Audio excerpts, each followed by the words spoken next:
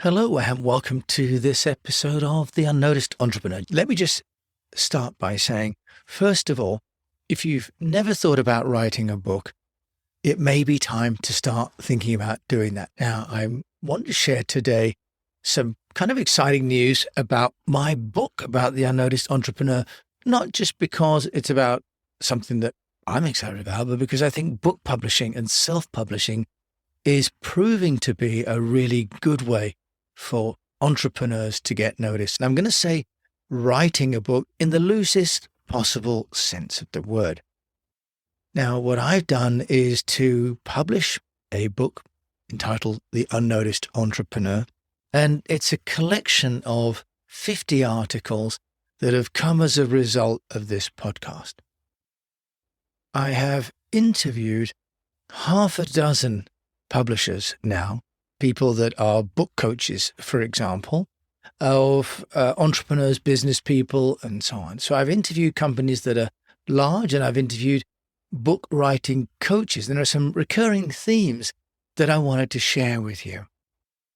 One of the themes that has come back time and time again is that a book does give you authority. Obviously, the word author and authority, they go together. And everybody that I've interviewed has really demonstrated to me that creating a collection of your thoughts and putting them down in more than 20 to 30 pages gives a sense that actually you are intellectually able to master a concept and to share that. In my book, what I have is 345 pages, some 80,000 plus words. And I'm going to share with you how I've created those over a period of 3 months. But in your daily life, it's actually very possible to create enough content that over a period of 3 months could be a book. So let's just go through that, because people say, I couldn't possibly write a book. Well, actually, the answer is you don't have to. You could talk a book. You could speak a book. What is very possible is that if you just record 20 minutes a day, that will create about 1,000 words. Now, if you do the maths, you've got, in my book, 80,000 words. And so actually all I really need is 80 days in which I speak. So if I record 20 minutes a day for 3 months, then actually I've got a book. Now, what you could do, of course, is you could do an hour a day. But what I found is just by doing 20-minute shows, the article that comes out is long enough to be a piece for LinkedIn and for Medium and for my newsletter. And it's long enough to be a long-form piece of content, but it's short enough to be easy to edit. I've spoken to a number of people who are writing books, and one of the challenges, I think, is that they're saying that they've got such a lot of content to edit, and it becomes very, very hard then to know how to structure it and how to make it all flow. In the same way that if you were to do exercise, or if you were to make a meal, if you were to start off by trying to cook a banquet, for example, you would start, first of all, by learning how to cook each dish, and probably by, first of all, learning how to boil an egg. My approach to writing a book has been to learn how to boil an egg first. And once I've boiled quite a few eggs, then I've got some options. I've been making, if you like, hard-boiled eggs, poached eggs, soft-boiled eggs. Now I can make egg mayonnaise sandwich, and I can make egg mayonnaise in profiteroles, whatever I like. The point is that we get a skill. In my experience, we get a skill by repetition. And for me, the discipline of creating the podcast of 20 minutes has meant that I then have the content for 1,000 words a day. So I suggest as one way to approach book writing is to think about book speaking in first. What you can do is you can use the technology to help you. So one is, for example, just to speak directly into your mobile phone that has a voice recorder. Another way is to press the button on your keyboard, or especially on a Mac, for example, Control D, depending on your shortcuts, will actually take dictation for you. And it's the same also on your iPhone and your iPad. You can actually talk to the machine and it will dictate and do transcription for you there and then. I'm using a tool called Descript, where I'm currently speaking to the microphone and the software is transcribing this automatically as I speak. It's quite a miracle, really. As I speak, it's recording the audio and showing me my words. I'm already making an article just by speaking. If you want to go down the path of recording and not seeing the transcription, you could use one of the many transcription services like rev.com, or another one is otter.ai, which is also very good. The one I like is Otter, personally, and I find the price and the service really good, because also you can link that to other platforms like your Zoom meetings. What you can do is you can record your audio on your phone, either into the voice memo that you have or onto the Otter app, and it will then transcribe for you in real time. Now, what I would suggest is that you don't read it in real time, because the transcription isn't perfect. It's not as good as writing, but it's close enough to give you all the notes that you need for polishing and editing later.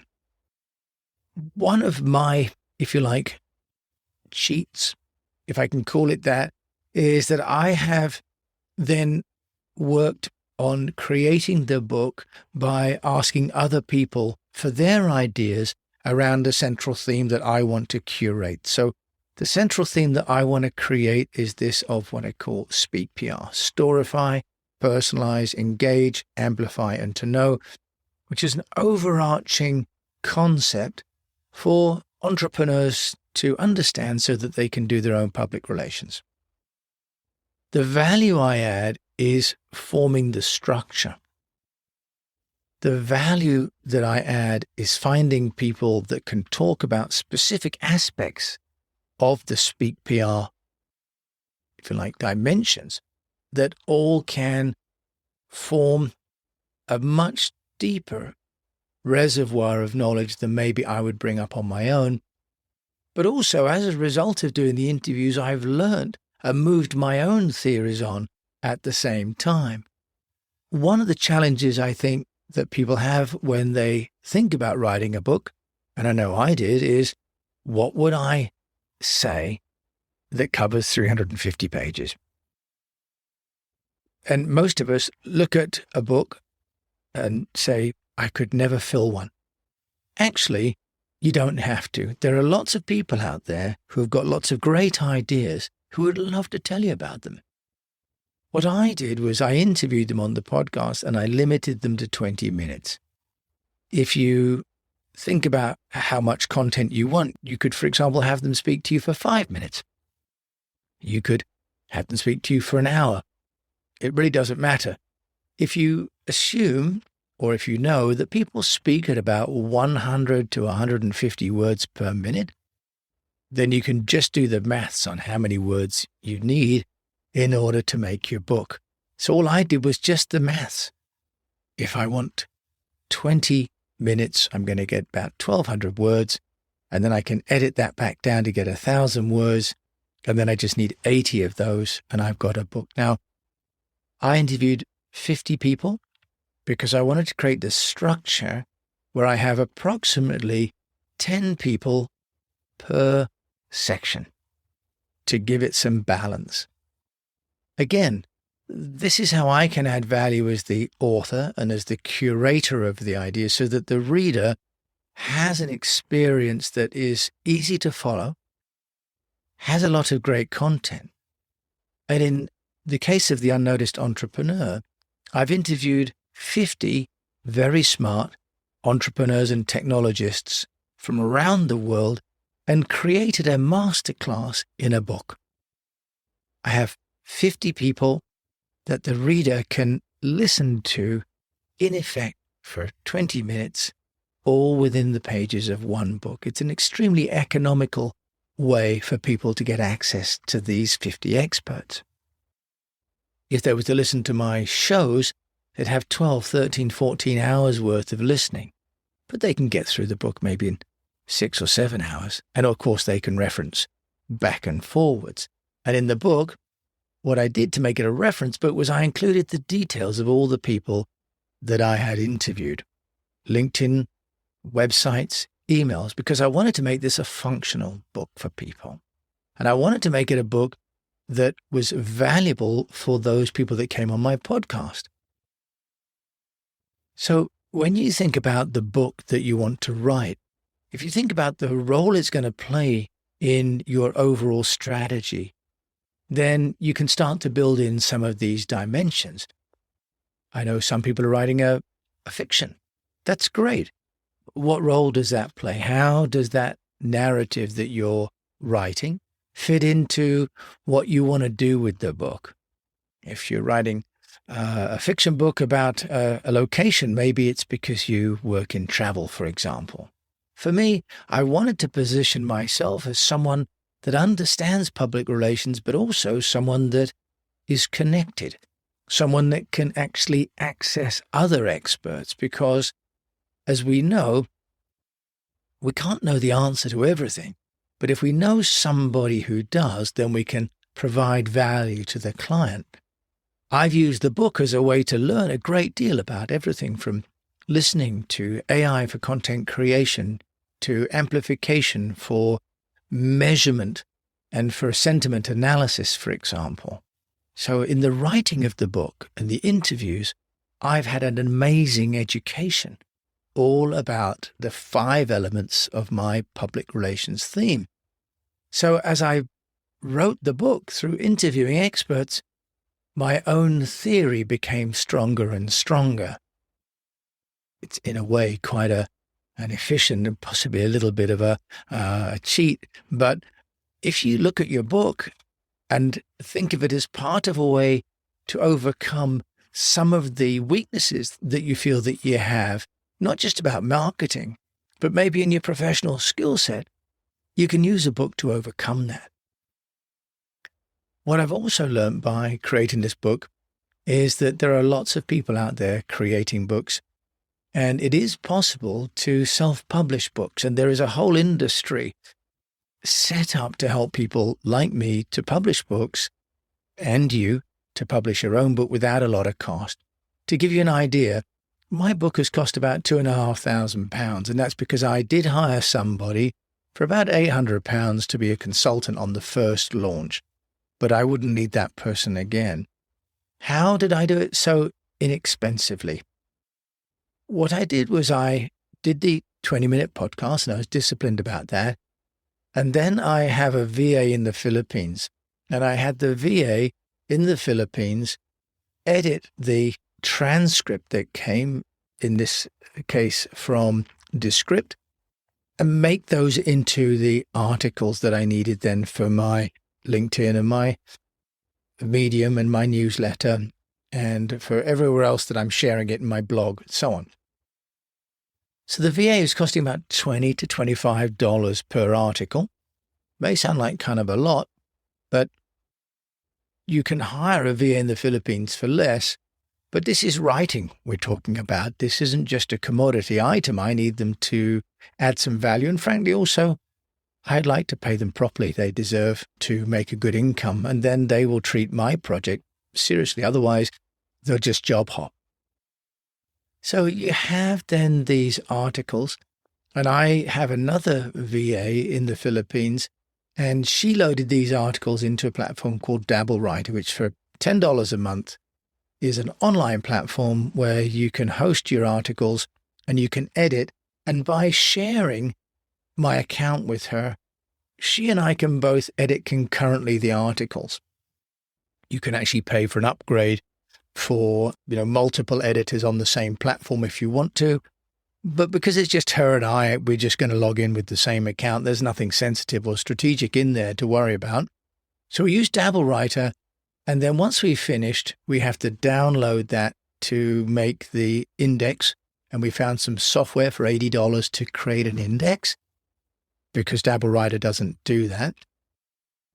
And then we found some people in the Ukraine, and let's hope they're all okay, to do the layout. And that cost me some $200 as well to do that. And then we went on to Ingram Spark and onto Amazon, and you can upload your own PDF version of the book. And you sign up, and you can do the pricing, and you connect that to your bank account. And I have been getting royalties for my book from all over the world when it's been sold. Slowly but surely, I don't think it's ever going to be a bestseller, but what has happened is that I've then entered it for an award, and the Business Book Awards in the UK just announced their finalists in the business category, and The Unnoticed Entrepreneur, woohoo, is a finalist. I have to say, I entered it, I sent my 4 copies, I paid my £75. I didn't expect to be a finalist, but it is. And I'm super, super excited. There's a big event happening in May that I shall attend. And there are books in the awards by lots of people like you and me. There are six steps to success as your own boss, writes Rob Kerr, for example. There's the Unprepared to Entrepreneur by Sonia Barlow. There's Asking for Trouble by John Cohen. There's Build Your Sales Tribe by Steve Schreier. There's Grow Your People, Grow Your Sales by Leigh Ashton. All of these people, including me, are regular entrepreneurs and writers who are using book publishing as a way to get their brand and their views into the marketplace. And as people say, it's probably one of the thickest business cards that you can ever have. So my book, The Unnoticed Entrepreneur, is in there as well. And so I'm really excited about that. But having shown you and shared with you the process on how to create a book, I just want to let you know that this is accessible. It took me overall about 6 months. I now have the second book, the second version, or rather the second volume of The Unnoticed Entrepreneur, ready. It's in DabbleWriter. We're just working on the second cover. And we now have a publisher in India for the book. And we'll release that at a lower cost in same language, but with a lower cost print quality to make it affordable for people in India. And this is something that you can do. There are coaches out there. There are courses that you can pay for on platforms like Udemy. There are a number of coaches that I've interviewed that you can look through my archive to find. But writing a book doesn't have to be 80,000 words. It can be 30,000. There's a guy called Shed Samov who wrote a book, and it said on the front cover, this is all the things that men think about when they're not thinking about sex. And it was 200 blank pages.